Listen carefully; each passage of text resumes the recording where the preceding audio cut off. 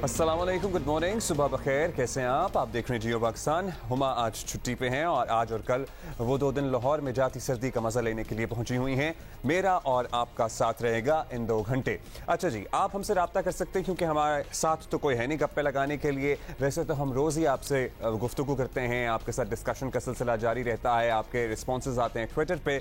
लेकिन आज मुझे आप लोगों की और ज़्यादा खास ज़रूरत है because I am very much alone in the studios. और इसके लिए हमारा ट्विटर हैंडल है @जियो पाकिस्तान टीवी।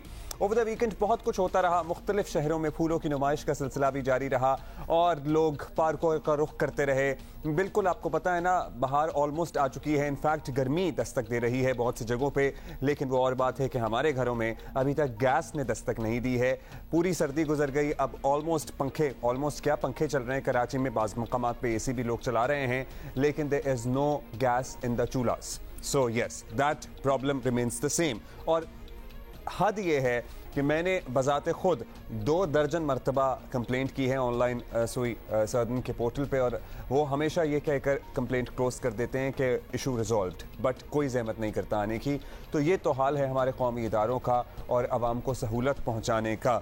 अच्छा, ट्विटर पे क्या चीज़ें ट्रेंड कर रही हैं, सुबह ही मैं देख रहा था। एक तो ये है ज़मान पार्क पहुँचो, क्यों पहुँचो वो आप सबको पता ही है। वो जो शेर आया प्रैंक था, वो अब नेक्स्ट स्टेज पर जा पहुँचा है और वो एक्चुअली शेर आया लेकिन वो बस प्रैंक कॉल देकर वापस चला गया। और एक दूसरा ट्रेंड था, इमरान खान हमारी रेड लाइन है। सो यस, वो रेड लाइन की ही बात कर रहे थे वहाँ पे। एनी हाउ, ये सारा तो सिलसिला चलता रहा। अब आज के दिन क्या पेशरफ्त होगी, कुछ अदालती कार्रवाइयाँ भी हैं, और क्या वाकई हुकूमत इमरान खान साहब को गिरफ्तार करने का इरादा रखती है, क्योंकि हंगामा बहुत बपा किया गया था इस सिलसिले में गुज़श्ता रोज़। उस पर भी हम डिस्कशन करेंगे। और अगर कानून अपना रास्ता ले रहा है तो ये कौन सा जमहूरी या आइनी और कानूनी तरीका है कि ख़वातीन और बच्चों को एक घर के बाहर या एक शख्स के इर्द गिर्द ढाल बनाकर खड़े कर दिया जाए और हमेशा जब भी पुलिस अपना काम करने के लिए आए वहाँ पर रख न डाला जाए। सो इस पर भी हम डिस्कशन करेंगे। लेकिन एट द सेम टाइम आज सुबह हमें एक इंतहाई अफसोसनाक खबर मिली, और वो खबर ये थी कि पाकिस्तान के सीनियर अदाकार मोहम्मद कवी खान, लेजेंडरी अदाकार, 80 बरस की उम्र में कनाडा में इंतकाल कर गए हैं। और लिटरली एक एरा, एक ज़माना इन लोगों के चेहरों के साथ एसोसिएटेड रहा है। बहुत ही छोटी उम्रों में PTV पे इनकी अदाकारी के हमने जलवे देखे, और उस वक्त से ये हमारे जहनों में बैठ गए थे एज अ पर्सन जो कि शायद कोई भी किरदार अदा कर सकते हैं। कवी खान साहब ने जितने भी किरदार निभाए वो अपनी मिसाल आप ही हैं। कम वेश 200 फिल्मों में उन्होंने भी काम किया, बेशुमार TV ड्रामों की तादाद तो अनलिमिटेड है। और ड्रामा सीरीज़ अंधेरा उजाला से आलमगीर इन्होंने शोहरत हासिल की। इनको प्राइड ऑफ परफॉर्मेंस से भी नवाजा गया, लाइफ टाइम अचीवमेंट अवार्ड भी दिया गया, निशान इम्तियाज़ भी दिया गया। आज इनकी नमाज जनाजा कनाडा के शहर मिसिसागा की जामा मस्जिद कूपर रोड में नमाज ज़ोहर के बाद अदा की जाएगी। बहुत बड़ी पाकिस्तानी कम्युनिटी है, आपको पता ही है, कनाडा में, पर्टिकुलरली मिसिसागा और टोरंटो के अतराफ़ में।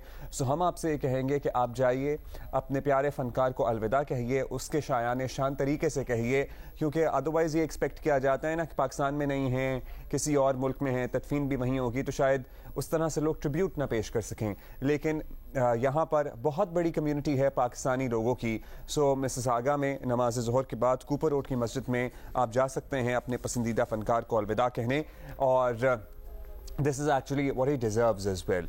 अच्छा जी, अभी हम आगे बढ़ेंगे और कल क्या होता रहा ज़मान पार्क और इसके अतराफ़ में ये ज़रा बताना ज़रूरी है।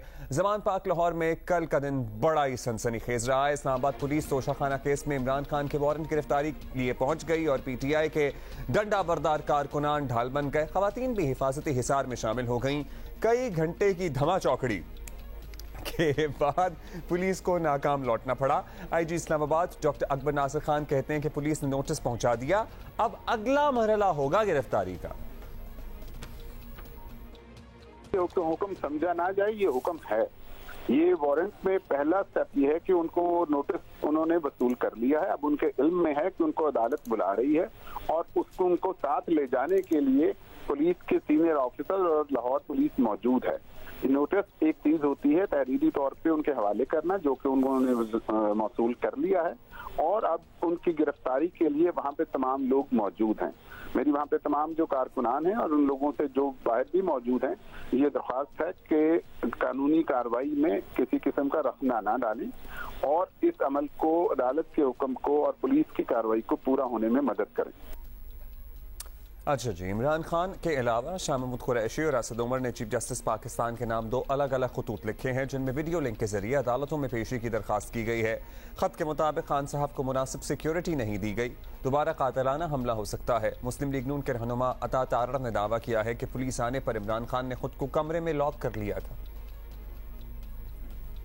ये अरबों रुपए की चोरी करके अदालतों से भागा हुआ है, और जब अदालती हुक्मनामे की तामील करवाने के लिए पुलिस जाती है, ये एक डरपोक चूहे की तरह बिल में घुस जाता है। आज आप यकीन माने मेरे अंदर से इतलात आई है, इसने अपने आप को कमरे में लॉक कर दिया। कमरे में लॉक करके कोई पानी देने भी जाता था तो इसका कहते हैं कि आगे से आवाज आती हुई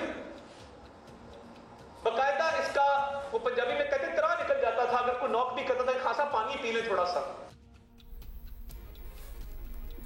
खैर जी, ये भी आपने देख लिया। पीटीआई के रहनुमा एजाज चौधरी ने कारकुनों से कहा कि खान साहब ने नहीं जांबाज का खिताब, क्या है ये, क्या कहा इन्होंने उन्हें, अच्छा जी, जांबाज का खिताब, कारकुनान को जांबाज का खिताब दिया गया है और कारकुनान को ये हिदायत भी दी है कि रात तक यहीं ठहरे रहें। वैसे बहुत इस्तेहसाल होता है कारकुनान का हमेशा, चाहे वो लॉन्ग मार्च वाले मामलात हों, चाहे वो जेल भरो तहरीक हो, बस तुम चले जाओ, तुम ये कर लो, आप योग ये कर लें, ये पहुँचें, वो करें। आई वंडर कि बस इस मरतबा भी ऐसे ही कुछ प्लान बनाया गया है कि वो जांबाज अब कह दिया गया है। पहले टाइगर थे, नए नए अलकाबात दे देकर उन्हें खुश किया जा रहा है और बस उन्हें इस्तेमाल किया जा रहा है। खैर, क्या कहते हैं एजाज चौधरी, ये भी सुन लें।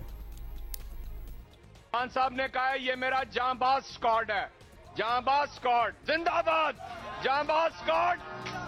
रात 10 बजे तक आपने बाहर रहना है और उसके बाद आप जाइएगा, इसलिए कि इंपोर्टेड हुकूमत इस वक्त चारों तरफ जो है पुलिस लेकर आ गई है और इसका अंदेशा है कि वो गिरफ्तारी करें। इसलिए रात 10 बजे तक आपने रहना है, फिर लाहौर के दोस्त आ जाएंगे।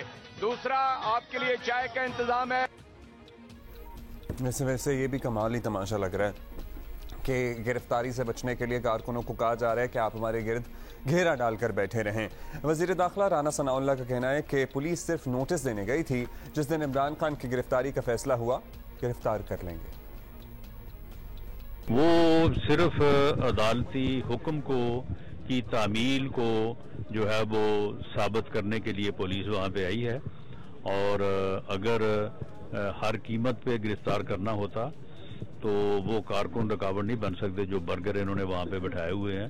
तो अदालत को ये बताया जाएगा कि ये सूरत हाल है, उसके बाद देखें कि अदालत क्या फैसला करती है। गवर्नमेंट ने जिस दिन फैसला किया, इंशाअल्लाह ताला इसकी गिरफ्तारी कोई मुश्किल काम नहीं है। ये 3 दिन कबल जब ये हाई कोर्ट में था तो वहाँ पे भी अगर गवर्नमेंट फैसला करती तो ये गिरफ्तार हो सकता था, 25 मई को गिरफ्तार हो सकता था। अच्छा जी, एक तो राना साहब, ये बड़ा ही पुराना नोशन हो गया है जो बर्गर बिठाए में। पाकिस्तान तहरीक इंसाफ के वोटर, सपोर्टर, फॉलोअर्स में अब हर तरह के लोग पाए जाते हैं। तो अगर आपके जहन में अभी भी ये है तो मेरा ख्याल है कि आप गलत डायरेक्शन में हैं और इसीलिए शायद आप इनका मुकाबला कर ना पाएँ आने वाले इंतखाबात में, क्योंकि आपको ये इदराक हो जाना चाहिए कि अब सिर्फ बर्गर नहीं, अब हर तरह के लोग पाकिस्तान तहरीक इंसाफ के सपोर्टर वोटर में शामिल हैं। सो तभी आपको इदराक होगा, तभी आप कोई काउंटर स्ट्रैटेजी इंतखाबात लड़ने की बना सकेंगे ना। तो इट इज़ बेटर कि अगर आप ये इदराक कर लें। दूसरा ये कि लड़ा क्यों बने हुए थे, ये पता नहीं किसी मेरे ख्याल फंक्शन में मौजूद थे। इमरान खान के हिफाजती जमानत की दरखास्त के लिए फवाद चौधरी समेत PTI के वकला लाहौर हाई कोर्ट पहुंच गए। उन्हें बताया गया कि इतवार को तो छुट्टी है, उसकी वजह से अदालत बंद है। वैसे काफ़ी दफ़ा इतवार को इमरान खान साहब के लिए अदालतों ने काम किया है और काफ़ी देर वहाँ ठहरने के बाद ये लोग वापस आ गए। फवाद चौधरी का कहना है कि इमरान खान को गिरफ्तार किया गया तो मुल्क भर में ऐसा एहतजाज होगा जो आज से पहले नहीं हुआ। ये पाकिस्तान में एक अमनो अमान का इतना बड़ा मसला खड़ा करना चाहते हैं जिसका वाहिद मकसद ये है कि पाकिस्तान के अंदर एक इतने बड़े फसादात हो जाएं कि किसी तरीके से ये इंतखाबात मुलतवी हों। ये चाहते ये है कि इमरान खान अदालत में जाए और उसकी सिक्योरिटी ना हो और उसके बाद उसके ऊपर कातलाना हमला किया जा सके, क्योंकि इमरान खान की जान लेने के अलावा इनको पता है तहरीके इंसाफ से और इमरान खान से इनकी जान नहीं छूटनी। तहरीके इंसाफ के कारकुन पूरे पाकिस्तान के अंदर तैयारी रखें। अगर इमरान खान को गिरफ्तार करने की कोशिश जो हो रही है, अगर इसमें इन्होंने आगे हद से आगे बढ़े, पूरे पाकिस्तान में एहतजाज की हम कॉल देंगे। पुरअमन एहतजाज होगा और इंशाल्लाह ऐसा एहतजाज होगा जो इससे पहले पाकिस्तान की तारीख में कभी किसी ने नहीं देखा। अच्छा जी, सो एहतजाज की धमकी दी गई है। इमरान खान के वकील अजहर सिद्दीक ने कहा है कि खान साहब की 3 केसों में हिफाजती जमानत दायर की गई है। चीफ जस्टिस ने बतौर बजरिया रजिस्ट्रार दरखास्तों को सुबह के लिए मुकर्रर कर दिया है। इमरान खान की हिफाजती जमानत की समाअत आज सुबह 9 बजे मुकर्रर की गई है। जमान बाग पर होने वाले सारे हंगामे पर सोशल मीडिया पर भी बड़ी दिलचस्प तबसरे हुए हैं। PTI के बाद कारकुनान ने इमरान खान की गिरफ्तारी को इन्वर्टेड कॉमास रेड लाइन करार दिया है। बाज लोग खान साहब को कानून के सामने पेश होकर सुरखरू होने का मशवरा भी देते नजर आए, बट आई वंडर उनकी तादाद शायद कमी होगी। खैर, क्योंकि जब आप अपने आप को राजा अंदर समझने लगे तो फिर वो क्या कानून और क्या कानून की बालादस्ती, ये सिर्फ खिताबात और तकारीर और दूसरों के लिए रहते हैं मामलात। अच्छा जी, हम आपको ये भी बता दें कि इनकी हिफाजती जमानतों पर जो दरख्वास्त है ना, समात लाहौर हाई कोर्ट में कुछ देर बाद शुरू हो जाएगी। तो जियो न्यूज़ और हम जो हैं सारा दिन आपको इस सिलसिले में अपडेटेड रखेंगे कि अदालती कार्रवाइयाँ किस तरह से आगे बढ़ रही हैं और इनकी हिफाजती जमानतों के सिलसिले में केसेस में क्या पेशरफ्त हुई है। इसी पे बात कर लेते हैं। रहनुमा तहरीक इंसाफ ज़रा साथ साथ होते हैं, हमेशा ही साथ साथ होते हैं। सलमान अहमद हमारे साथ मौजूद हैं। बहुत शुक्रिया सलमान साहब। सलमान साहब, इमरान खान साहब हमेशा से कानून की बालादस्ती का दर्स लेक्चर देते हैं, अमीर और गरीब के लिए बराबरी का नारा लगाते हैं, लेकिन जब अदालती अहकामात पर अमल की बात आई है अब तो ख़वातीन और बच्चों समेत कारकुनान को ढाल बनाकर बैठ गए हैं। तो क्यों है इतना खौफ जेल से या गिरफ्तारी से? देखें, चेयरमैन इमरान खान की सियासी जद्दोजहद अब तकरीबन 26 साल से ज़्यादा हो गए हैं। उन्होंने हमेशा कानून और आइन के रह के अपनी जद्दोजहद की है और यही उनकी हिकमत अमली रही है। 9 अप्रैल के रजीम चेंज जो एक बैरूनी साजिश थी, जिसके साथ यहाँ के मीर जाफ़र, मीर सादक मिले और उन्होंने उनकी गवर्नमेंट को गिराया जो 6% माइशी ग्रोथ पे थी। इकोनॉमिक सर्वे ने बताया कि 2022 में 6% पे पाकिस्तान तरक्की कर रहा था और वो सारी जो मईशत है उसको इस PDM की हुकूमत ने 11 महीने के अंदर 41% से ज़्यादा जो है महंगाई हो चुकी है और डॉलर जो रुपए के मुकाबले में इतना बढ़ गया कि 100 रुपये जो है अब बढ़ गया है। खान साहब के दौर के दौरान 178 रुपये का था डॉलर और अब 100 से ज़्यादा हो गया और मार्केट में तो 300 से भी ऊपर ब्लैक में बेचा जा रहा है डॉलर। और इस वक्त बिल्कुल जो है ये गवर्नमेंट ये शिकस्त खा चुकी है, इसको समझ नहीं आ रही है। इसको सिर्फ ये समझ आ रही है कि खान साहब पे बेबुनियाद इल्ज़ामात लगा के मेरे ख्याल में 70 से ज़्यादा उन्होंने FIR काट दिए हैं खान साहब के ऊपर। और वो आदमी जिसको सुप्रीम कोर्ट ने सादिक और अमीन डिक्लेयर किया, तो इस वक्त खान साहब जो हैं आइनी तरीके से पुरअमन तरीके से एहतजाज करेंगे। और अब ये जो अनाउंस कर दिए गए इलेक्शंस 30 अप्रैल दोनों पंजाब के लिए और KP के लिए, उसमें पूरी जद्दोजहद होगी और आप देखेंगे कि 75% से ज़्यादा लोग जो हैं वो इमरान खान के साथ हैं। चलें जी, वो तो इंतखाबात में पता लग ही जाएगा। सलमान साहब, तासुर ये भी बन रहा है कि अदालती अहकामात के बावजूद गिरफ्तारी खान साहब किसी सूरत नहीं देंगे, नहीं देना चाहते। अब इसके लिए अमन व अमान की सूरत हाल ख़राब करनी पड़े या कुछ भी हो, अगर ऐसा हो गया खुदा न खास्ता, जिस तरह अभी फवाद चौधरी साहब भी कह रहे थे कि ऐसा एहतजाज होगा कि कोई नहीं संभल पाएगा या किसी ने नहीं देखा होगा, तो कौन जिम्मेदार होगा इस सूरत हाल का? तहरीक इंसाफ या फिर अदालत? जी, जिस तरह मैंने पहले कहा कि चेयरमैन इमरान खान ने 26 साल की सियासी जद्दोजहद में हमेशा कानून, आइन और पुरअमन एहतजाज की हिकमत अमली उन्होंने इख्तियार की है। इस वक्त जो जेल भरो तहरीक थी उसके अंदर PTI लीडर्स ने, वर्कर्स ने एक कानूनी तरीके से, पुरअमन तरीके से उन्होंने अपनी गिरफ्तारी दी और उसकी वजह ये थी कि खान साहब नहीं चाहते थे कि मुल्क को नुकसान पहुँचे और अपना एहतजाज भी जो है वो रजिस्टर हो जाए। और ये क्यों एहतजाज किया गया कि जब ये असेंबली जो है दोनों पंजाब की और केपी की, जब ये डिज़ोल्व की गई तो फ़र्ज़ बनता था इलेक्शन कमीशन का, गवर्नर्स का, दोनों सूबों के गवर्नर्स का, वो अनाउंस करें और सदर के साथ मुशावरत के बाद एक डेट दें। लेकिन इन्होंने वो नहीं किया, इसकी वजह से फिर अदालत में जाना पड़ा और अदालत ने यही, सुप्रीम कोर्ट ने ऑर्डर दिया कि आप डेट दें।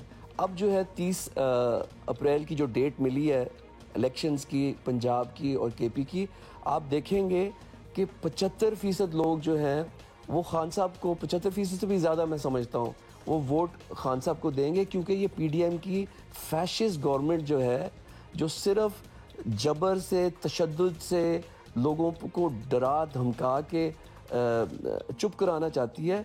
लोग चुप नहीं रहेंगे, वो पुरअमन तरीके से, जमहूरी तरीके से वोट इनके खिलाफ आके देंगे।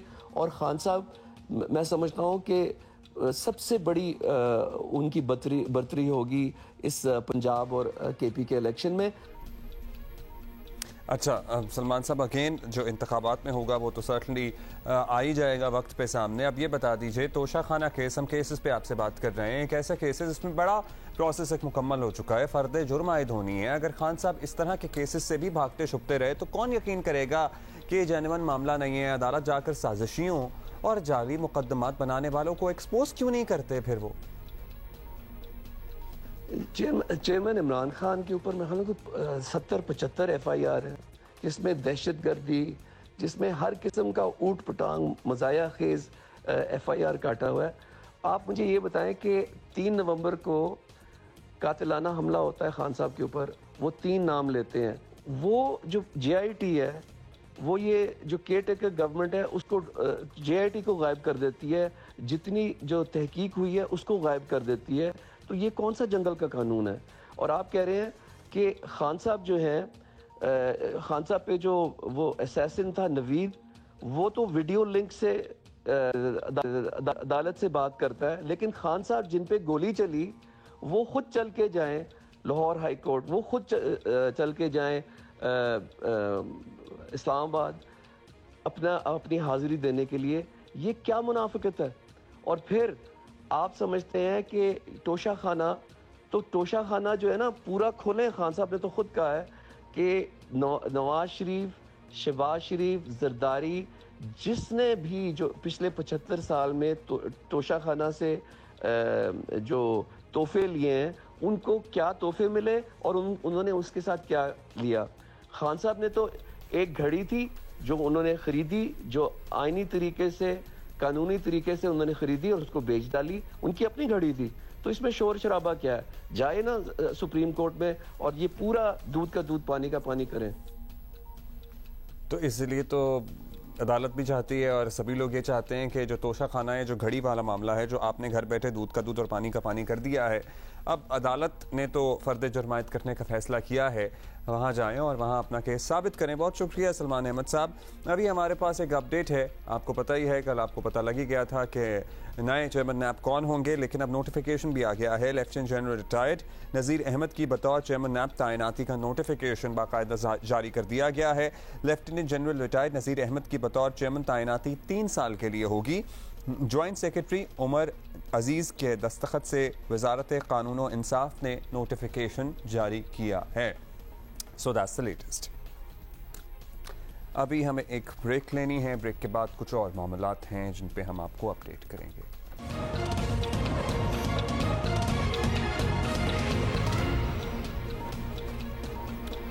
Welcome back ji, good morning once again. अच्छा, एक क्विकली हम ये बात करना चाहते हैं कि पैमरा की तरफ से जो इमरान खान साहब की तकरीर पे पाबंदी के अहकाम सामने आए हैं, आज़ादी इजहार राय पर यकीन रखने के नाते ये पाबंदियाँ चाहे इससे पहले किसी भी लीडर पर लगाई गई हों या अब किसी पर लगाई जा रही हों, कभी भी इन द लॉन्ग रन मफाद इनका नहीं हो पाता, ये कारगर साबित नहीं होती। सो कभी भी किसी भी किस्म की बतौर सहाफ़ी, बतौर आज़ादी इजहार पर यकीन रखने के नाते वाले इंसान, एक इदारा किसी भी पाबंदी पाबंदी का हम जिसे कहते हैं ना सपोर्ट नहीं कर सकते उसको, चाहे वो किसी ऐप पे पाबंदी लगाई जा रही हो या फिर किसी इंसान की तकरीर या उसके इजहार ख्याल पर पाबंदी लगाई जा रही हो।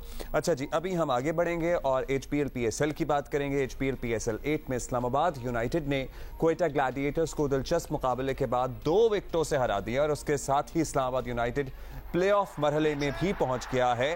और जनाब हुआ क्या, क्वेटा ग्लैडिएटर्स, वैसे I really feel bad for them, पता नहीं वैसे should we really feel bad for them, क्या उन्हें इदराक है कि उनके सिस्टम में क्या फ्लॉज हैं कि वो इस स्टेज पर हैं जहां पर वो हैं, लेकिन फिर भी एक मौके पे मुझे लग रहा था मैच फंस गया है। अगर उस मौके पर फ़हीम अशरफ या आज़म में से कोई भी आउट हो जाता तो शायद मैच वाकई फंस जाता, लेकिन क्वेटा ने भी लिटरली उनके 17 पे शायद 4 विकेटें थीं और उसके बाद उन्होंने एक बड़ा स्कोर कर दिया विच वॉज 179। और इसमें उमर अकमल जो हैं, हबीबुल्ला अजादरान ने भी ज़बरदस्त किस्म की इनिंग खेली और उन्होंने 59 रन्स बनाए और उमर अकमल ने आते ही छक्कों की बरसात लिटरली की और अपने कलर में नजर आए बहुत ही अरसे बाद। 14 गेंदों पर 5 छक्कों और 2 चौकों की मदद से 43 इन्होंने स्कोर किया। जवाब में इस्लामाबाद का आगाज़ भी कोई बहुत ही इम्प्रेस जिसे कहते हैं ना ज़बरदस्त नहीं था और पहली गेंद पर रहमानुल्लाह गुरबाज LBW हुए, कोलन मनरो ने जारहाना बैटिंग करते हुए ऑल्दो 29 रन पर 63 रन बनाए और एक मौके पर इस्लामाबाद, मैंने बताया ना 6 खिलाड़ी इनके 111 रन पर पवेलियन लौट चुके थे। उसके बाद आजम खान ने very unlike Azam Khan inning खेली, जिस तरह वो धुआंधार किस्म की इनिंग खेलते हैं ना, पहली 15 गेंदें तो उन्होंने बहुत ही एहतियात के साथ खेली और उसके बाद वो अपने कलर में नजर आए और एक मरतबा फिर शानदार परफॉर्मेंस का मुजाहरा करते हुए उन्होंने ये मामला आगे बढ़ाया और आजम खान 35 रन बनाकर कैच आउट हुए। फ़हीम अशरफ ने 3 गेंदों पर ही हदफ पूरा कर लिया उसके बाद और यूं ये मैच इस्लामाबाद यूनाइटेड जीत गया है। अब इसमें हम ये कह सकते हैं, क्या कह सकते हैं, एक प्रॉब्ली सिल्वर लाइनिंग हो सकती है क्वेटा के लिए कि उनका मैच जो है वो कराची किंग्स से होने वाला है। अब वहाँ शायद मैच पड़ने के इम्कानात हैं, लेट्स सी क्या होता है उधर। अभी हम बात कर लेते हैं इसी पे कि भाई what is wrong with Quetta Gladiators. Test cricketer Abdul Razzaq हमारे साथ मौजूद हैं। कल के मैच और आज के मैच पर ज़रा 2 सेंस हो जाए इनके भी। बहुत शुक्रिया अब्दुल रज़ाक भाई। बताइएगा, ग्लैडिएटर्स के लिए डू और डाई मैच था और यूनाइटेड के लिए भी बहुत ही अहम था, काफ़ी सख्त मुकाबला भी नज़र आया। आपकी तवक्कुआत के मुताबिक ही है जो रिजल्ट आया कल? नहीं, देखें अभी ये T20 में कुछ भी हो सकता है और ये कि जिस तरह का पिच था यहाँ पे 210 या 15 रन होते तो ये फिर डिफेंड कर सकते थे और जिस तरह की कोटा ग्लैडिएटर की बैटिंग लाइनअप थी 180, अगर उमर अकमल इतना अच्छा ना खेलते तो 150 होता, फिर भी 180 जो इतना अच्छा टोटल नहीं था इस पिच पे, स्पेशली क्योंकि 200 स्कोर ऑलरेडी इस्लामाबाद चेस कर चुकी हुई है। तो यही चीज़ है क्रिकेट में और देखा जाए तो जिस तरह का स्टार्ट लिया कोटा ग्लैडिएटर ने थोड़ा सा टेंस नजर आए स्पेशली बैट्समैन, क्योंकि स्ट्राइक रेट बहुत ही लो थे और उमर अकमल को अगर स्कोर निकाल दिया जाए तो मैं समझता हूँ कि इतना ज्यादा अच्छा स्ट्राइक रेट नहीं था सिवाय एक वो अफगानिस्तान के ज़िदरान के। सही। अच्छा, अब आज के मैच में हम बात कर रहे थे इससे पहले भी अब्दुल रज़ाक, आज का मैच है Quetta Gladiators versus Karachi Kings और दोनों टीमों के लिए भी लिटरली सर्वाइवल का मामला है। तो आपको क्या लगता है किसका चांस ज्यादा है आज के मैच में? देखिए, जिस तरह की क्रिकेट हो रही है हो सकता है दोनों टीमें हार जाए, तो ये क्रिकेट में होता नहीं है। पर ये कि इतना अच्छा टूर्नामेंट नहीं गया कराची का भी और कोटा ग्लैडिएटर का भी, फिर भी एक होप है कोटा ग्लैडिएटर के लिए कि अगर ये मैच वो जीती है तो वो क्वालिफाई कर सकती है सेमीफाइनल में, और फिर भी बड़ा मुश्किल है उनके लिए। पर ये कि जीतना तो है एक टीम ने, पर कराची के लिए भी ऐसे ही है कि अगर वो जीती है तो हो सकता है कुछ चांसेस उनके, पर दोनों टीमों के लिए काफी मुश्किल चांसेस है। ये ज़रा वैसे सख्त लगी होगी कि जिस तरह की क्रिकेट हो रही है हो सकता है ये दोनों ही हार जाएं, लेकिन अल्टीमेटली कोई तो जीतेगा ही। अब हम ज़रा लीग मैचेस के आपको बताइए रज़ाक भाई, आखिरी मराहिल में हैं।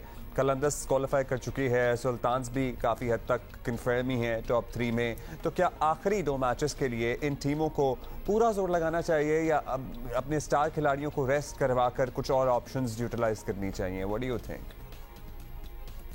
नहीं, डेफिनेटली बिल्कुल सीरियस मैच लेना चाहिए और यही क्रिकेट की खूबसूरती है। अगर आप टूर्नामेंट से बाहर भी हो रहे हैं तब भी आपको सीरियस क्रिकेट खेलनी है। तो मैं नहीं समझता कि कोई भी किसी को रेस्ट कराए या बिल्कुल नॉर्मल लें। ओवरऑल जितनी दोनों टीमें उनमें पाकिस्तान के बड़े सुपरस्टार मैनेजमेंट में हैं, तो वो कभी भी नहीं चाहेंगे कि नॉर्मल मैच हो। तो उम्मीद अच्छा मैच होगा और उम्मीद है कि कराची के चांसेस ज्यादा होंगे क्योंकि कराची की टीम मच बेटर लग रही है क्वेटा से। चलें जी, उम्मीद है अच्छा मैच हो गया। आने वाले भी बहुत शुक्रिया, लेकिन आज जो है क्वेटा वर्सेस कराची है। अभी हम एक ब्रेक लेंगे और ब्रेक के बाद वापस आते हैं कुछ ही देर में। मॉर्निंग।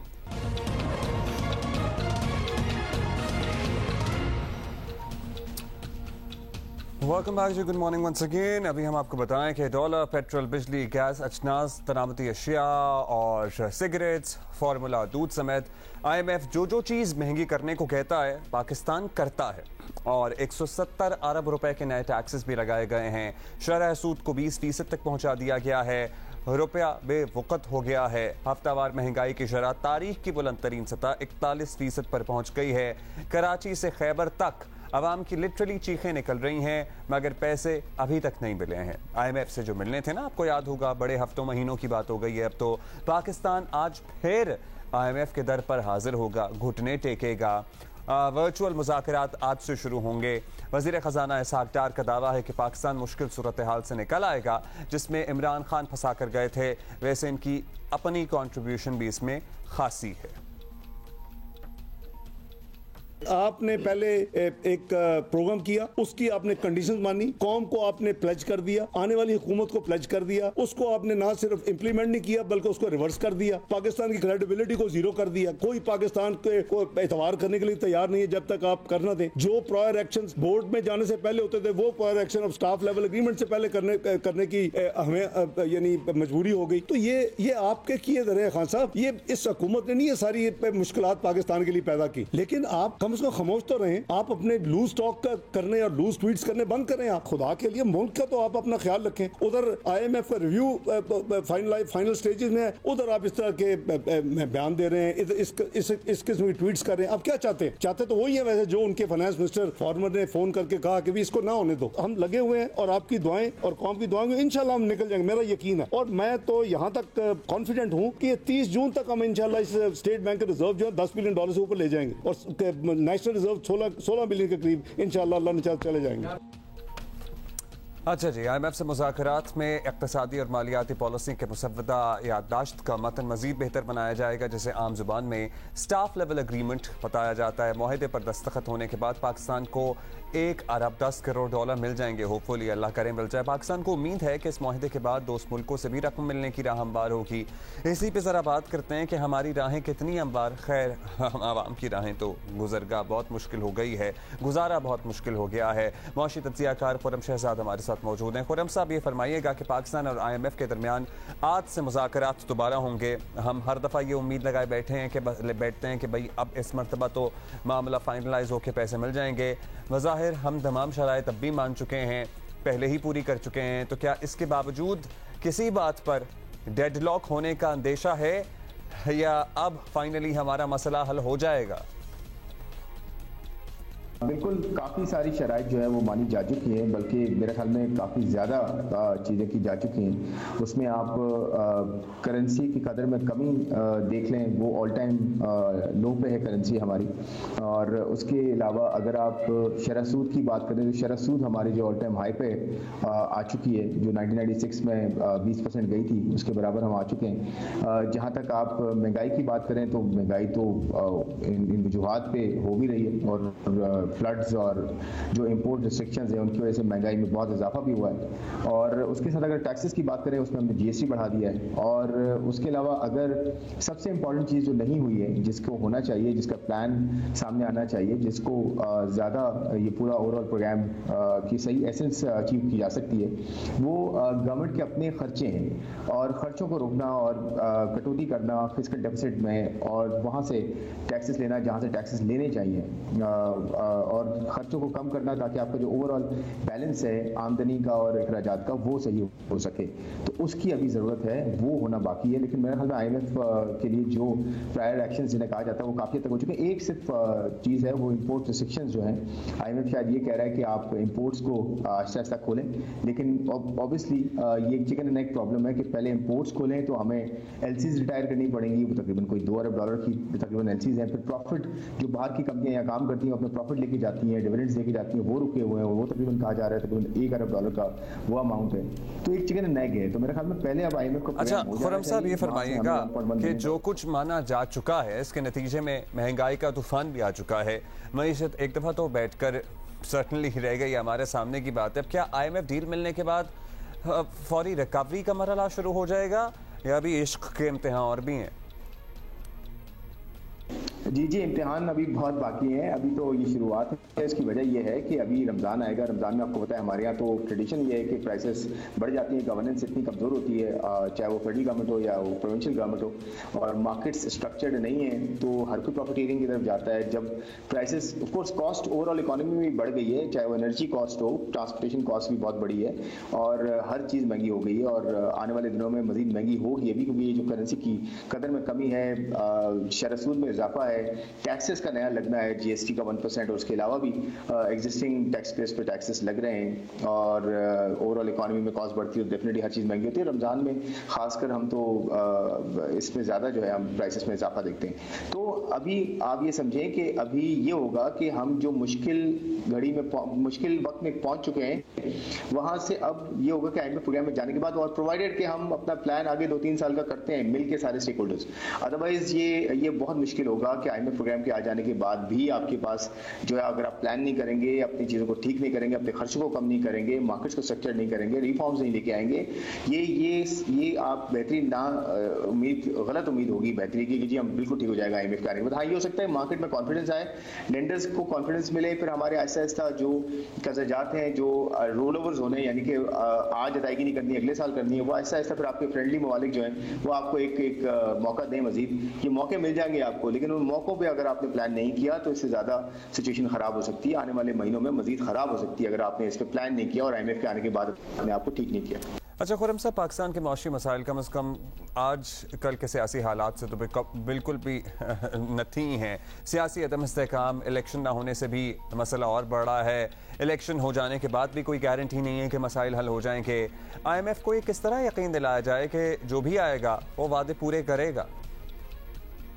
बड़ा इंपॉर्टेंट क्वेश्चन है ये। आप ये देखें कि चाइना ने भी अभी कुछ स्टेटमेंट्स दिए हैं और उसने एक चीज़ पे एम्फसाइज किया है कि सारे स्टेक होल्डर्स मिल के इस वक्त जो है मुल्क के लिए, मुल्क की बका के लिए, मुल्क की मईशत की बका के लिए, लोगों के लिए जो है इकट्ठे हो जाएं। इस वक्त तफरुका ना डालें, चाहे कोई भी स्टेक होल्डर हो, आपस में ना लड़ें आप, क्योंकि कोई भी अगर इलेक्शन के बाद, इलेक्शन हो भी जाते हैं उसके बाद भी कोई आता है, उसके लिए इक्वली डिफिकल्ट सिचुएशन होगी। तो सबको ये सोचना है, एक दूसरे को सपोर्ट करना है बेयर मिनिमम लेवल पे भी, कि हम किस तरह से इस मुश्किल घड़ी से निकलें। सियासत अपनी जगह होती रहेगी, सब कुछ होता रहेगा, लेकिन अगर हम सियासत में लड़ते रहे और एक दूसरे के ऊपर पॉकेट सियासी तौर पर लेके लाने की कोशिश की तो इकॉनमी हाथ से निकल जाएगी, कोई भी मैनेज नहीं कर पाएगा। और इसी तरह से IMF भी शायद ये चाह रहा है, इतनी देर इसलिए भी लग रही है कि सारे स्टेक होल्डर्स इसको साइन करें या एटलीस्ट कुछ कमिटमेंट दें। कोई भी स्टेक होल्डर है, पॉलिटिशियन है, नॉन पॉलिटिशियन, सब मिल पे इस पे जो है ना वो एक कमिटमेंट दें। तो ये कमिटमेंट देखें बड़ी इंपॉर्टेंट है, बिल और कमिटमेंट इस वक्त चाहिए, और उसके बाद ये सब चीज़ें ऐसा ऐसा होती रहेंगी। और कोई भी आए हुकूमत के अंदर या हो या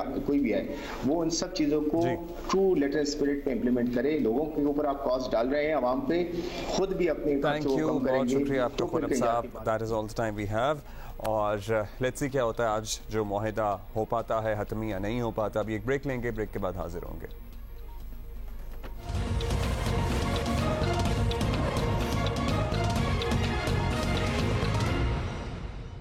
welcome back ji, good morning once again. Punjab में 30 अप्रैल की तारीख आने के बाद इंतखाबात की तैयारियां जोर पकड़ने लगी हैं और साथ ही मरदमशुमारी भी चल रही है। आप सबको पता ही होगा 30 अप्रैल तक तो ये काम किसी सूरत अपेरेंटली ऐसा लगता है मुकम्मल होता नहीं नजर आ रहा, जबकि मरदमशुमारी के बाद हल्का बंदियां भी होंगी और फिर इंतखाबी उम्मीदवारों के पूरे हल्के बदल सकते हैं। इससे एक अजीब व गरीब सूरत हाल पैदा हो सकती है। पीपल्स पार्टी के चेयरमैन बिलावल भुट्टो जरदारी और मुराद अली शाह ने भी डिजिटल मरदमशुमारी पर तहफ़्फ़ुज़ात का इजहार किया। किसी के हदायत के मुताबिक एक दो सूबे के जो इलेक्शंस है वो किसी और सेंसस पे होगा, और जो दूसरे सूबे के इलेक्शंस है वो एक नया डिजिटल फ्लॉड सेंसस पे होगा, तो ये पाकिस्तान पीपल्स पार्टी के लिए कबूल नहीं है। हमारे मुल्क में इस वक्त मरदमशुमारी चल रही है। वफाक को कहा भी इसलिए कि इसमें मसले बहुत आ रहे हैं। इस चीज में जो डिजिटल सेंसस हो रहा है, अगर ये डिजिटल सेंसस सही तरीके से नहीं होता है, मैंने वफाक को लिख दिया कि हम हुकूमत सिंध फिर इसका हिस्सा नहीं बनेगी। हमें बताया ही नहीं जा रहा। जो 2017 में किया था, जो सिंध सूबा मेरे हिसाब से जिसकी आबादी 7 करोड़ से कम नहीं है, हवा से नंबर नहीं उठाया। ये नंबर हमने डेमोन्स्ट्रेट करके बताया है कि 2017 में हमारी 6.5 करोड़ के करीब आबादी थी, जो इन्होंने 4 करोड़ 70 लाख या 80 लाख के करीब की, और इस वक्त 7 करोड़ से ज्यादा की आबादी हमारी है। अगर वो प्रॉपरली ये डिजिटल सेंसस नहीं करेंगे तो हम इसको मुस्तरद करेंगे। भाई हुकूमतों को वो सारा नंबर्स देने पड़ेंगे ताकि वो वेरीफाई कर सकें। हम अब ये बर्दाश्त नहीं करेंगे कि हमारे सूबे को कम गिना जाए और फिर इसका फायदा जो हमें मिलना चाहिए रिसोर्सेज की मद में, असेंबलियों में सीटों की मद में, वो हमें ना मिले। साबिक वज़ीर आला पंजाब चौधरी परवेज़ इलाही जाते जाते सियासी मफादात के लिए सूबे में 5 नए अजला और 10 तहसीलें भी बना गए हैं। अब वहाँ हल्काबंदियाँ लाजमी हैं, इसके बगैर इंतखाबात आईनी तौर पर हो ही नहीं सकता। बात सिर्फ यहीं तक महदूद नहीं है, चंद माह बाद आम इंतखाबात भी होंगे और इसका मतलब होगा कि 2 सूबों में इलेक्शन पुरानी मरदमशुमारी और बाकी 2 सूबों में इलेक्शन नई मरदमशुमारी और हल्काबंदियों के तहत होंगे। JUI के सरबराह मौलाना फजलुर रहमान भी 30 अप्रैल की तारीख मिलने पर सवालात उठा रहे हैं। इस वक्त मरदमशुमारी भी हो रही है, चुनाचे अभी जब 2 सूबों का इलेक्शन होगा तो वो पुरानी मरदमशुमारी की बुनियाद पर होगा, और जब आइंदा आम इंतखाबात होंगे जिसमें विफाक पार्लियामेंट और 2 सूबों के आम इंतखाबात होंगे, वहाँ मरदमशुमारी की नौइयत और होगी। एक ही मुल्क के अंदर मुख्तलिफ सूबों के अवाम की नुमाइंदगी, इसमें कितना फर्क आएगा, कितना हक मारा जाएगा उन लोगों का जो इस वक्त पाकिस्तान के शहरी बनने को जा रहे हैं, वोट का मुस्तहिक बनने की तरफ जा रहे हैं, वोट के इंदिराज की तरफ जा रहे हैं, और हमने उनको महरूम कर देना है। बर वक्त इलेक्शन का मुतालबा दुरुस्त है, लेकिन इलेक्शन से पहले ज़रूरी आइनी और कानूनी तकाजे पूरे हो जाते तो शायद आज सवालात और इबहम पैदा ना हो रहे होते और जो सूरत हाल है वो ना होती। अब ऐसे हालात में मुस्तकबिल में इंतखाबी तनाज़ात के इम्कानात क्या क्लियर कट नज़र आ रहा है कि इंतखाबी तनाज़ात होंगे ही। साबिक secretary election commission Kanwar Dilshad साहब हमारे साथ मौजूद हैं, उनसे ज़रा बात करते हैं। बहुत शुक्रिया कंवर साहब। सबसे पहले तो ये वजाहत कर दें कि पंजाब और खैबर पख्तूनख्वा के जो इलेक्शन होने जा रहे हैं, इन पर इस वक्त होने वाली मरदमशुमारी का कोई असर पड़ेगा नहीं पड़ेगा? ये पुरानी हल्काबंदियों और वोटर लिस्टों पर होंगे या अभी जो सूरत हाल तब्दील होगी उसके तहत होंगे? देखा जी, मरदमशुमारी जो आईनी तौर पर जो एक इलेक्शन कमीशन ऑफ पाकिस्तान ने भी बार बार इस पर वजाहत की थी कि जो मरदमशुमारी हो आइन के आर्टिकल 51 के तहत लाजमी अमर है कि जब इसका हातमी रिजल्ट आ जाए, यानी इस पर लिखा हुआ हातमी रिजल्ट, जब मरदमशुमारी का हातमी रिजल्ट आने के बाद फिर इलेक्शन कमीशन पाकिस्तान उसकी हल्का बंदी कराने का मिजाज है। और उसी तरह से मरदमशुमारी का जो चल रहा है ऑपरेशन पूरे पाकिस्तान में चल रहा है 1 मार्च से, तो इसके अब चूंकि पंजाब असम्बली की तारीख मुकर्रर हो गई है कि 30 अप्रैल को इलेक्शन होने हैं। सूबा खैबर पख्तूनख्वा के गवर्नर ने अभी तारीख मुकर्रर नहीं की है, लेकिन बादी नजर में देखा जाए जैसे कि नजर आ रहा है कि अगर ये मरदमशुमारी ना भी हो, अगर मरदमशुमारी का रिजल्ट लेट भी हो जाए, देर से हो जाए, ताखीर से हो जाए, फिर ये बाकायदा इलेक्शन के पाकिस्तान को भी और आईनी तौर पर इख्तियार दिया गया है कि पुरानी हल्का बंदियों पर, पुरानी मरदमशुमारी पर इंतखाबात हो सकते हैं। लेकिन असूली तौर पर ये बहुत ज्यादा एक अबहाम पैदा हो रहा है कि 2 सूबों में 2 पुरानी हल्का बंदियों पर इंतखाबात हो रहे हैं जो 2017-2018 में की गई थी, और जब बाकी कौमी असम्बली और सिंध और बलूचिस्तान की असम्बलियों के जो इलेक्शन होंगे वो आपकी नई मरदमशुमारी के तहत की जाएंगे और नई हल्का बंदी की जाएगी। तो ये एक बहुत बड़ा तजाद पाया जाता है। लेकिन देखा जाए हालात के मुताबिक ये फैसला सुप्रीम कोर्ट पाकिस्तान की हकाम के हुक्म के मुताबिक किया जा रहा है, इसमें कोई जमीनी हक़ाइक़ के बरक्स है। अच्छा कमर साहब, अब तक की सूरत हाल से तो यही लग रहा है कि अब इलेक्शन ऐसे ही हो जाएंगे, बाकी सूबाई असम्बलियों और कौमी असम्बलियों के इंतखाबात नई हल्का बंदियों पे होंगे, ये वाले पुराने पे होंगे। कैसे मुमकिन है कि सूबों की नशस्तें कम हों या आगे पीछे हों? और सिंध वगैरह के मुतालबात तो आपको पता ही है, वो भी अब सबके सामने आ गए हैं, उसमें कितनी जान है? नहीं, बात तो आपने, सवाल आपका दुरुस्त है, लेकिन मसला ये पैदा हो गया है कि जो कि इलेक्शन कमीशन हो, वफाकी हुकूमतें या सूबाई हुकूमतें, वो सब उन्होंने सुप्रीम कोर्ट ऑफ पाकिस्तान के अहकामात पर अमल दरामद करने के पाबंद हैं। लेकिन पाकिस्तान के अंदर इस इंतखाब का कोई अच्छा नतीजा सामने नहीं आएगा। अब ये देखें आप कि पंजाब और खैबर पख्तूनख्वा में तो इलेक्शन मुकम्मल हो जाएंगे 15 मई तक। कौमी असम्बली के इलेक्शन जो होने हैं वो नवंबर 2023 में होने हैं पंजाब और सिंध और बलूचिस्तान में। तो आप ये बताइए, ये सुप्रीम कोर्ट ऑफ पाकिस्तान को जायजा लेना चाहिए था कि जब 2 सूबों में तो हुकूमत हो जाएगी, जिस पार्टी की हुकूमत होगी, तो उसका फिर कौमी असम्बली के इंतखाबात पर तो गहरा असर पड़ेगा ना। इन 2 सूबों में तो केयर टेकर सिस्टम नहीं आ सकता, क्योंकि वहाँ तो इलेक्शन नहीं हो रहे सब, लेकिन वहाँ कौमी असम्बली के जो इलेक्शन हो रहे हैं, सूबाई हुकूमतें ऑलरेडी वहाँ मौजूद हैं।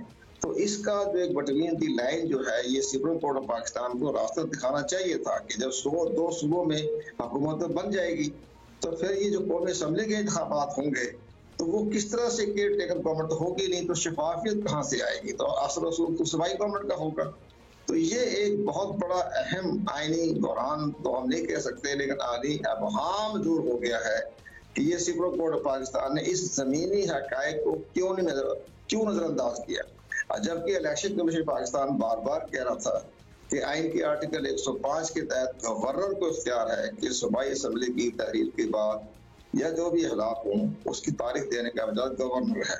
एक पाकिस्तान की आइंदा इंतखाबात के अमल में देखा जाएगा तो ये इलेक्शन तस्लीम नहीं किए जाएंगे। कौमी असम्बली के इलेक्शन जो होंगे तो आने वाली जमात जो है उसको तस्लीम नहीं करेगी, वही आदमी इस्तेहकाम की लहर पैदा होती रहेगी। सूबाई वो हुकूमतें ही कहेगी ना, सूबाई हुकूमत में तो किसी और पार्टी की हुकूमत थी और कौमी असम्बली के इंतखाबात में गड़बड़ करवा दी सूबाई हुकूमत ने, तो ये सारा मसला पैदा हो जाएगा। तो अब अगर सुप्रीम कोर्ट ऑफ पाकिस्तान ये कह देती वफाकी हुकूमत को कि जरा एक ही दिन इंतखाबात करने के लिए रोड मैप तैयार किया जाए, तो वो बेहतर था। अब भी इमरान खान साहब ने कहा है, वो ग्राउंड रियलिटी को समझ गए इमरान खान साहब, तो उन्होंने कहा कि इंतखाबात जो हो वो एक ही दिन करवाए जाएं। ये उन्होंने अभी नया जो रात उन्होंने एक रात स्टेटमेंट जारी की, उनके बयान की रोशनी में भी कोई बैठ के मुज़ाकरात कर लें और ताकि उसके बारे में फैसला हो सके। चलें, लेट्स सी उस पर तो क्या होता है। अब अदालती अहकामात हैं, आईनी बंदिशें भी बज़ाहिर तो ऐसा ही है कि 2 सूबों में अलग हल्का बंदियों वाले इलेक्शन होंगे, बाकी मुल्क में नए हल्का बंदियों के तहत होंगे, लेकिन इसके नतीजे में जो असम्बलियाँ बनेंगी, जो हुकूमतें बनेंगी, उनकी फंक्शनिंग में कोई मसाइल आ सकते हैं आपके ख्याल में? नहीं, इसमें तो इलेक्शन कमीशन के साथ मामले चल रहे हैं, वो बड़े गहरे, इस मामले में बड़ी संजीदगी से गौर हो रहा है कि आप ये देखें कि आपने पाकिस्तान की माशी हालात को देखते हुए आप ये नजर देखें कि इस इलेक्शन पर 2 सूबों के इलेक्शन में 25 अरब रुपया खर्च होना है, 25 अरब रुपया खर्च होना है। इसके बाद लॉ एंड ऑर्डर की सूरत हाल भी है। वो तो ठीक है कि इलेक्शन के पाकिस्तान ने शेड्यूल जारी कर देगा तो तमाम इख्तियारात इलेक्शन कमीशन पाकिस्तान के पास आ जाएंगे आर्टिकल 220 के तहत, और वो तमाम इंतखाबात कराने का जिम्मेदार होगा। लेकिन आप इसके फायदा क्या हुआ जब इलेक्शन के अंदर आदमी इस्तेहकाम खत्म नहीं हुआ, पार्टियां जो है एक दूसरे को इलेक्शन को तस्लीम नहीं करेंगी, तो सुप्रीम कोर्ट ऑफ पाकिस्तान ने सारे जायजा लेना चाहिए था ना। जब उन्होंने कौमी को एक माहौल को देखते हुए केस आज खुद नोटिस दिया था, तो आज खुद नोटिस लेते हुए तमाम हालात का उन्होंने देखना चाहिए था। इतनी जल्दी में फैसला करने की हमें तो समझ नहीं आई कि रात को हम 8 बजे फैसला सुना देंगे, फिर कल 11 बजे सुना देंगे। तो आपने पूरी मंतकी अंदाज में चारों सूबों के एडवोकेट जनरल की बातें सुननी चाहिए थी। Attorney general, election commission Pakistan, NADRA और बाकी जो इदारे हैं उन सब की बातचीत करना, और इसके बाद सेंसस कमिश्नर को बुलाना चाहिए था कि आपकी मरदमशुमारी कब खत्म हो रही है। तो ये सारी चीज देखने के बाद फैसला आना चाहिए था ना। अब पूरे पाकिस्तान में मरदमशुमारी हो रही है, 34 अरब रुपया जो है वो मरदमशुमारी पर खर्च हो रहा है, तो लेकिन वो इस इलेक्शन में उसका फायदा कोई नहीं। वो जो मरदमशुमारी का नतीजा आएगा तो 2028 के इलेक्शन में फायदा होगा। तो ये सारी चीजें तो देखना चाहिए था ना हमें। अब होना तो बहुत कुछ चाहिए था कामर साहब, लेकिन हकीकत भी ये है कि फ़ैसला आ गया। आप यही पॉइंट्स जो आप यहाँ तस्करा कर रहे हैं हम भी यहाँ उठाते रहे हैं, लेकिन मुतल्लिका वकला क्या अदालत में ये पॉइंट्स इसी तरह से पेश करते रहे हैं? अगर करते तो शायद कुछ और मामला सामने आते, लेकिन अभी तो जो फ़ैसला है वो सबके सामने ही है। बहुत शुक्रिया आपका कामर साहब, हमारे साथ मौजूद थे, साबिक सेक्रेटरी इलेक्शन कमीशन। अभी हम आपको जल्दी से बता दें कि पाकिस्तानी फिल्म है जॉयलैंड, इसने एक और आलमी अवार्ड अपने नाम किया है और इंडिपेंडेंट स्पिरिट अवार्ड 2023 की तकरीब में बेहतरीन इंटरनेशनल फिल्म का अवार्ड ये अपने नाम करने में कामयाब रही है। इंडिपेंडेंट स्पिरिट अवार्ड 2023 में जॉयलैंड का मुकाबला दीगर 4 फिल्मों से था। फिल्म के हिदायतकार साइम सादिक ने अवार्ड वसूल किया, जबकि फिल्म की एग्जीक्यूटिव प्रोड्यूसर और नोबेल इनाम याफ्ता मलाला यूसुफजई भी स्टेज पर मौजूद थी। How cool is that? पूरी टीम भी एक्चुअली बहुत सारी टीम मेंबर्स भी इनके नज़र आ रहे हैं, इनकी इंस्टाग्राम पे बहुत सारी तस्वीर भी नज़र आ रही हैं और अनदर विन फॉर जॉयलैंड। अच्छा भाई, ताज़ा खबर आ गई है हमारे पास और ख़बर ये है कि टेनिस स्टार नोवाक जोकोविच इंडियन वेल्स टूर्नामेंट से दस्तबरदार हो गए हैं। ये ताज़ा तरीन है और नोवाक जोकोविच की कोविड वैक्सीनेशन से इस्तिस्ना की दरख्वास्त मुस्तरद कर दी गई है। आपको पता है ना, बड़ा पुराना ये तनाज़ा है, he did not want to get vaccinated और अमेरिका में दाखिले के लिए कोविड-19 वैक्सीनेशन लाजमी है और नोवाक जोकोविच ने कोविड-19 की वैक्सीनेशन नहीं कराई हुई है। नोवाक जोकोविच ने गुज़श्ता माह अमरीकी हुकूमत से इजाज़त के लिए दरख्वास्त की थी। वर्ल्ड नंबर 1 टूर्नामेंट से दस्तबरदार हो गए हैं। He was not allowed. इससे पहले वैसे इन्हें इस्तिस्ना मुतादिद ममालिक की तरफ से दिया जाता रहा है, लेकिन अमेरिका में अब ये नया तनाज़ा सामने आया है कि इनकी वैक्सीन चूँकि नहीं हुई भी है और ये बाज़ाब्ता एप्लीकेशन देते हैं कहीं भी इन्होंने टूर्नामेंट खेलना हो कि मैं वैक्सीनेटेड नहीं हूँ, मुझे स्पेशल इजाज़त दी जाए, लेकिन अमेरिका में अपेरेंटली यही है कि इन्हें इजाज़त नहीं मिली और इसलिए ये टूर्नामेंट से ही अब दस्तबरदार हो गए हैं। नोवाक जोकोविच गुज़श्ता बरस ऑस्ट्रेलियन ओपन में भी वैक्सीनेशन के मामले पर नहीं खेल सके थे। ये है सूरत हाल। वैसे ऑस्ट्रेलिया के तो बहुत सख्त कवानीन है वैक्सीनेशन को लेकर, अमेरिका में शायद हमें लग रहा था कि कुछ फ्लेक्सिबिलिटी है, लेकिन अपेरेंटली यहाँ पर भी इन्हें इजाज़त नहीं मिली है, इनको नहीं एग्जम्पशन मिल रही है। और हमारे पास खबर ये भी है कि इंग्लिश प्रीमियर लीग में लिवरपूल की मैनचेस्टर यूनाइटेड के खिलाफ 0 के मुकाबले में 7 गोल से तारीखी फतह, जिसको बड़ा ही सेलिब्रेट भी किया है मैनचेस्टर यूनाइटेड के खिलाफ जो लिवरपूल की फतह है लिवरपूल के फैंस ने। और 2 दफ़ा बॉल को जाल में राह दिखाई किसने? नुनेस, सालाह और गुग्बो ने। और ये भी हम आपको बता दें कि मैनचेस्टर यूनाइटेड के खिलाड़ी खेल के दौरान बेबसी की तस्वीर बने नजर आए, एक भी गोल स्कोर न कर सके। मोहम्मद सालाह के लिवरपूल ने मैनचेस्टर की मार्कस रेशफोर्ड को रोंद डाला। अच्छा जी, ये है लेटेस्ट। इसकी तफसील आप खुद ही पढ़ लीजिएगा, बाकी बड़े मुश्किल नाम होते हैं। अभी हम एक ब्रेक लेंगे, उसके बाद वापस आएंगे।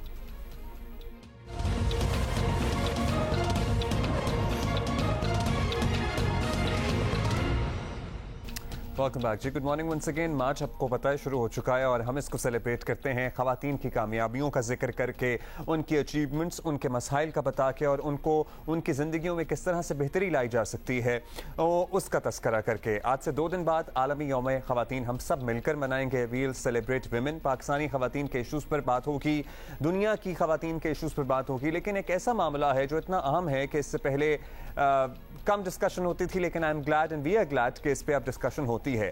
ख़वातीन को मर्दों के बराबर हकूक़ की बात तो होती है, लेकिन इसमें उनकी सेहत की सहूलियात का जो फुकदान है उस पर डिस्कशन अब ज़्यादा होनी चाहिए। मजमूई तौर पर ख़वातीन की सेहत से मुताल्लिक मखसूस अमूर पर बात करने से पहले हम बहुत ही हिचकिचाते थे, लेकिन अब खुदा का शुक्र है कि यूट्रस या ओवेरियन या फिर ब्रेस्ट कैंसर पर डिस्कशन हो जाती हैं। इसी तरह रिप्रोडक्टिव हेल्थ पे भी बात होनी चाहिए और इसका एक अहम हिस्सा है पर्सनल हाइजीन या फिर मेंस्ट्रुअल हेल्थ, जिसके लिए अवेयरनेस की बहुत ज़रूरत है कि कौन सी प्रोडक्ट्स इस्तेमाल आप लोग कर सकते हैं, कब कर सकते हैं, अगर आप अफोर्ड नहीं कर सकते तो क्या अल्टरनेटिव हाइजीनिक ऑप्शंस हैं। मार्केट में बहुत से पैड्स अवेलेबल हैं, सैनिटरी पैड्स अवेलेबल हैं, इनमें से एक नया नाम एम्ब्रेस जो है वो आया है। ये किस तरह से अपने ब्रांड को प्रोजेक्ट करना चाहते हैं, टारगेट करना चाहते हैं और इनकी क्या सोच है, इसी पे बात करने के लिए एम्ब्रेस की बिजनेस मैनेजर तूबा अजमल हमारे साथ मौजूद हैं। तूबा, बहुत शुक्रिया। ये फेमकेयर का बिजनेस है जो आप लीड कर रही हैं, which is very encouraging to know as well कि अब हमारे कॉर्पोरेट सेक्टर में ख़वातीन इस तरह से पूरी यूनिट्स को हेड कर रही होती हैं। एम्ब्रेस मार्केट में आया है, इससे अलावा भी बहुत सारे ब्रांड्स अवेलेबल हैं। आप लोगों का विजन क्या है? अस्सलाम वालेकुम, thank you Abdullah, thank you very much for having us over and बहुत शुक्रिया कि आप एक इम्पॉर्टेंट टॉपिक है जिसके ऊपर आपने स्टैंड लिया और आप डिस्कशन इनिशिएट कर रहे हैं। So I am very grateful and I am thankful to your show as well. हमारा जो विज़न है, हमारा जो ब्रांड है वो it's very close to our heart. It is a product, it's a baby of Packages Group. But हमने सोचा कि हम एक ऐसा ब्रांड लेके जाना चाहते हैं मार्केट में जो कॉन्फिडेंटली औरतों को ये कहे कि आप जैसे हो ठीक हो। We wanted to be a brand that is for women and we want women to be comfortably women. So हमने कहा कि we don't want कि we shy away, हम घबराएं वो डिफ़िकल्ट कॉन्वर्जेशंस करने से जो आज सोसाइटी में ज़रूरी हैं। जैसे हमें मेंस्ट्रुएशन के ऊपर बात करना बहुत ज़रूरी है। अब औरतों की हेल्थ बहुत एक क्रिटिकल लेवल पर आ चुकी है। 40% of our female population is suffering from iron deficiency. तो हम ये तो देखते हैं कि बच्चों को आयरन डेफिशिएंसी है, लेकिन हम कभी उसका रूट कॉज नहीं अंडरस्टैंड करते कि अच्छा बच्चों को क्यों आयरन डेफिशिएंसी है, क्योंकि उनकी माँओं को आयरन डेफिशिएंसी है। और उनकी माँओं को क्यों आयरन डेफिशिएंसी है? सो ये बड़े इंपॉर्टेंट क्वेश्चंस हैं। बिकॉज हम इनको कभी मेंस्ट्रुएशन की, रिप्रोडक्टिव हेल्थ की, इस तरह के डिफ़िकल्ट कॉन्वर्जेशंस के ऊपर बात नहीं करते, तो इसलिए कभी हम इन चीज़ों को एड्रेस नहीं करते। So we as a brand we wanted to change that narrative. और हमने कहा कि हम अब पीरियड को पीरियड ही कहेंगे। हम इनको इन दिनों उन दिनों हम इनको हमारा मकसद ये नहीं है कि आप बिल्कुल बोल्ड हो जाएं और आप हर चीज़ ओपनली खुल्लम खुल्ला डिस्कस करें। नहीं, अपने घरों में कंफर्टेबली बात कर सकें ताकि जो इससे रिलेटेड मसले मसाइल हैं आप उनको एड्रेस कर सकें। आपको पता है बायोलॉजिकल चीज़ है, उसको बायोलॉजिकल टर्म इन दिनों या मखसूस दिनों अब बच्चे बाथरूम जा रहे होते हैं तो वो कहते हैं ना कि हमें पिशी आई है या कुछ हुआ है। सो आई वंडर कि हम इस पे इस हवाले से इस पे बात हो रही है। अब ख़वातीन का आलमी दिन भी आ रहा है, आप लोग अभी ज़रा इस मार्केट में आपने कदम रखा है, तो कोई ख़ास पैगाम है जिसके साथ आप ख़वातीन के हकूक़ के लिए, क्योंकि आपको पता है ना एक कॉर्पोरेट सोशल रिस्पॉन्सिबिलिटी भी तो होती है, वो उस ज़ुमरे में आप लोग क्या करते हैं? जी बिल्कुल। I think we are very lucky कि हमने अपना ब्रांड लॉन्च किया एम्ब्रेस, एंड उसके बाद इंटरनेशनल विमेंस डे की थीम भी एम्ब्रेस इक्विटी थी, जिसने हमारा काम जो है उसको फर्दर सॉलिडिफाई किया। और हम औरतों के हकूक़ के लिए और औरतों की हेल्थ के लिए काम कर रहे थे, और ऐसी अपॉर्चुनिटी ने उसको एम्पलीफाई कर दिया हमारे लिए। तो मैं बड़ी एक छोटी सी मिसाल दूंगी कि हम अपने घरों में इक्वालिटी और एक्विटी कैसे ला सकते हैं। इक्वालिटी का मतलब ये है कि हर किसी को एक जैसी चीज़ मिले। एक आम घर की मिसाल ले लूँ, आपने आलू गोश्त पकाया है, मटन पकाया है, तो आप अपने सारे बच्चों को, बेटे को एक आलू एक बोटी, बेटी को एक आलू एक बोटी दे देंगे, और ये बराबरी है, इंसाफ है, जो कि बिल्कुल ठीक है। लेकिन जब आप देखें कि कामयाब, आप चाहते हैं कि मेरा बेटा भी कामयाब हो, मेरी बेटी भी कामयाब हो, तो बेटी को कामयाब करने के लिए शायद बेटे से थोड़ी ज़्यादा अटेंशन चाहिए, क्योंकि बेटी ने महीने में 5 दिन मेंस्ट्रुएशन साइकिल से, पीरियड साइकिल से गुजरना है, तो उसका न्यूट्रिशन लॉस है, उसकी आयरन डेफिशिएंसी है। तो आपने उसको हेल्प करनी है कि वो अपनी ज़िंदगी में कामयाब अगर हो, तो आप उस आयरन लॉस के या न्यूट्रिशन लॉस के लिए उसको हेल्प करें। तो आप अपनी बेटी को 2 बोटियाँ दें, कॉम्पनसेट करें, ताकि आपका बेटा और आपकी बेटी दोनों सेम लेवल पे आ जाए। मैं इसको इस तरह देखती हूँ कि ये सालों का एक बायस चलता आया है लड़कों की तरफ, तो अब शायद ये टाइम है कि हम इस बायस को थोड़ा सा औरतों की तरफ लेकर आए, ताकि सोसाइटी एज अ होल जो है वो इक्वालिटी पे आ सके। आपको मतलब पहले तो हम इसी बात पे एडवोकेट करते थे कि अगर बेटे को बोटी दे रहे हैं तो बेटी को भी दे, क्योंकि अमूमन ये होता है कि बेटे को तो बोटी मिल जाती है, बेटी को नहीं मिलती। लेकिन आप लोग एक स्टेप आगे गए हैं, इक्वालिटी से इक्विटी की तरफ आए हैं। वैसे इक्विटी शार्क टैंक देख के हमारा बिजनेस टर्म्स में माइंड चलना शुरू हो जाता है, लेकिन यहाँ इक्विटी की बात यह है कि जिसकी जो ज़रूरत है उसके मुताबिक उसको वो सहूलत या न्यूट्रिशन या उसके हुकूक फराहम किए जाएं। Wonderful concept. आप ये बताइएगा, आप इस मिशन को आगे ले जाने के लिए क्या अवेयरनेस कैंपेन्स करने का इरादा रखते हैं? स्कूल कॉलेजेस बच्चियों के पास जाएंगे? What do you plan to do?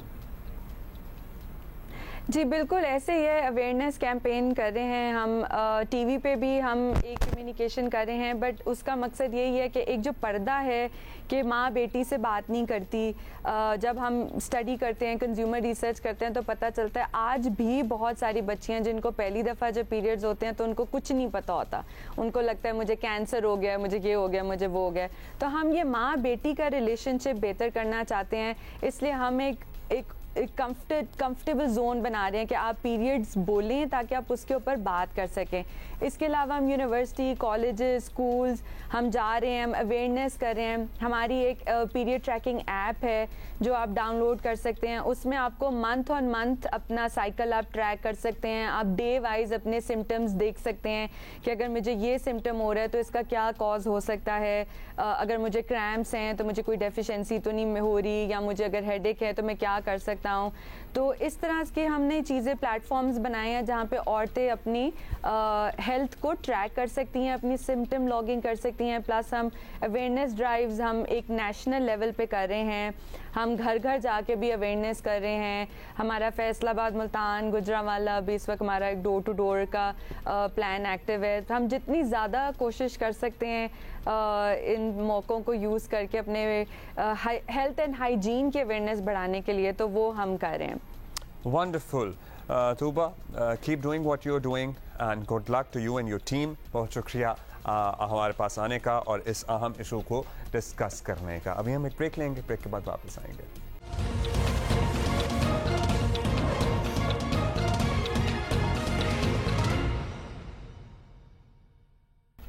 Imran Khan को आखिरकार एहसास हो ही गया कि कोई एक जमात मुल्क को मौजूदा सियासी और माशी अदम इस्तेहकाम से बाहर नहीं निकाल सकती। पता नहीं अभी एहसास हुआ है या हमें लग रहा है कि एहसास हुआ है। तमाम सियासी जमातों, स्टेक होल्डर्स को साथ बैठना पड़ेगा। इमरान खान की सियासी मुफाहिमत की पेशकश काबिल तारीफ है, मगर ज़्यादा अच्छा होता अगर वो मजीद दिल बड़ा करते और सियासी जमातों से बातचीत पर ज़्यादा फोकस करते। इमरान खान ने एक तरफ कहा कि वो सबसे दोस्ती चाहते हैं, मगर साथ ही जनरल बाजवा के कोर्ट मार्शल का भी मुतालबा कर दिया। दूसरी तरफ हुकूमत का रवैया भी मायूस कुन है। वफाकी वज़ीर इत्तलात मरियम औरंगज़ेब ने खान साहब की पेशकश को NRO मांगने के मुतरादिफ करार देते हुए पेशकश मुस्तरद कर दी है। ये भी कहा कि इमरान खान रोएं या चीखें या पिटें, जिस तरह वो कहती हैं, समझौता तो नहीं होगा। मुल्क को कौम के मफाद में हुकूमतों को अपने मौक़िफ़ से 2 कदम पीछे भी हटना पड़ा है तो अना का मसला नहीं बनाना चाहिए। अगर खान साहब की जानिब से मुसालहत की खिड़की खोलने की हल्की सी कोशिश की गई है तो हुकूमत को भी इसको गनीमत जानना चाहिए। गनीमत तो मे भी शायद ऑफेंड हो जाए, मतलब इस मौके को जाने नहीं देना चाहिए, इस पे पेशरफ्त होनी चाहिए, हम तो यही कहेंगे। वैसे इमरान खान साहब साथ में भी कहते हैं ना, चोर डाकुओं से बात नहीं करेंगे, तो क्या हम इससे अखज़ करें? वो सिर्फ इस्टेब्लिशमेंट से बात करना चाहते हैं वो, और जो सियासी नुमाइंदे हैं उनसे गुफ्तगू करने का कोई इरादा नहीं है, क्योंकि पिछले वाली इस्टेब्लिशमेंट के तो कोर्ट मार्शल की बातें कर रहे हैं वो, और किसको माफ़ करने की बात करते हैं। माफ़ करने से मुराद मतलब जिनको वो इल्ज़ाम देते रहे हैं या जिन पे वो अपने कत्ल की साजिश का इल्ज़ाम अभी भी लगा रहे हैं, उस तरफ उनका इशारा है। इसी पे खैर डिस्कशन कर लेते हैं।